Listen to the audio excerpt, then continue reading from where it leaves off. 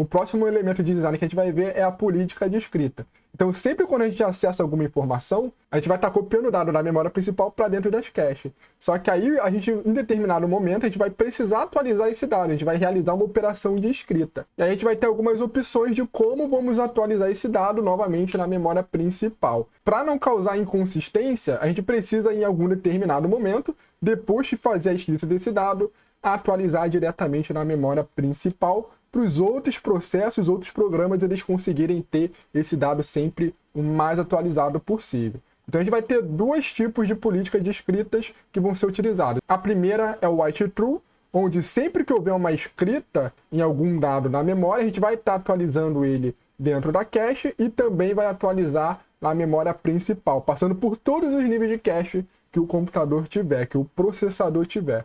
Então, esse tipo de política de escrita ele é o mais lento, porque a gente vai ter que copiar um determinado dado, vai ter que atualizar em toda a hierarquia de memória até chegar na memória principal. Vamos escrever na cache L1, L2, L3 e na memória principal.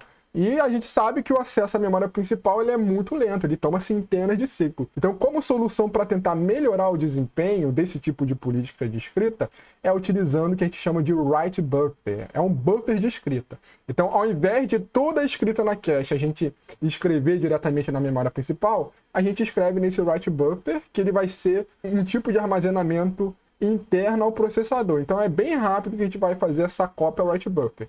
E aí a gente vai sempre atualizando o write buffer. E aí quando que a gente vai atualizar agora a memória principal? Então quando o write buffer ele ficar cheio, aí ele vai ter um controlador, um hardware dedicado que vai ler os dados do write buffer e aí ele vai atualizar a memória principal. Então esse write buffer ele vai ter um tamanho médio para sempre suportar algumas quantidades de escritas e aí ele fizer essa cópia de uma vez para a memória principal. Então perceba que esse tipo de abordagem ele torna muito eficiente, porque a gente viu na aula anterior que lá na memória RAM a gente tem um esquema de banco de memória, ou seja, a gente sempre está copiando um bloco de dados da memória principal para dentro do processador, para as memórias caches dentro do chip do processador. Então, ao invés de a gente, para cada byte atualizado, ter que se comunicar com a memória principal, a gente vai acumulando uma quantidade de bytes nesse write buffer. Aí, depois que a gente tiver uma quantidade que é correspondente ao bloco que consegue ser transferido de uma vez, a gente consegue estar enchendo o buffer e fazendo um único acesso para copiar um bloco de bytes de uma vez só. E aí a gente vai estar aproveitando o throughput máximo da memória principal, a vazão máxima da largura de banda que ela suporta. E vamos evitar também menos acesso à memória principal, porque a gente vai atualizar um bloco de informação em um único acesso. O outro tipo de política de escrita que a gente tem é o write back.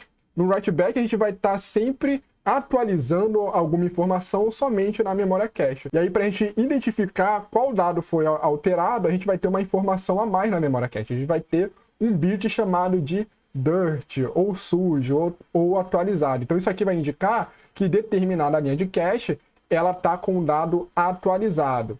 E aí, quando que a gente vai atualizar a informação desse dado da cache para a memória principal? A gente vai fazer isso quando houver a execução de um algoritmo de substituição. Então, quando a memória cache ficar cheia, e aí esse dado com o bit dirt ele for selecionado como uma linha de cache vítima, aí nessa situação, antes de a gente descartar essa linha de cache vítima, a gente vai ter que atualizar a informação da linha de cache na memória principal. Então vai ter feito essa atualização e depois ele vai ser descartado e vai ser copiado um novo dado na memória principal para dentro da linha de cache. Então sempre quando a gente tiver esse algoritmo de substituição sendo executado, a gente vai estar verificando se esse bit dirt está ativo e aí a gente vai estar atualizando a memória principal antes de fazer essa substituição. Então quando o bloco sujo ele é substituído, a gente escreve novamente na memória. A gente pode usar o write buffer, o buffer de escrita, para permitir que haja essa substituição. Então, o write buffer utilizado no write true ele também pode ser utilizado aqui no write back para a gente fazer e adiantar essa substituição.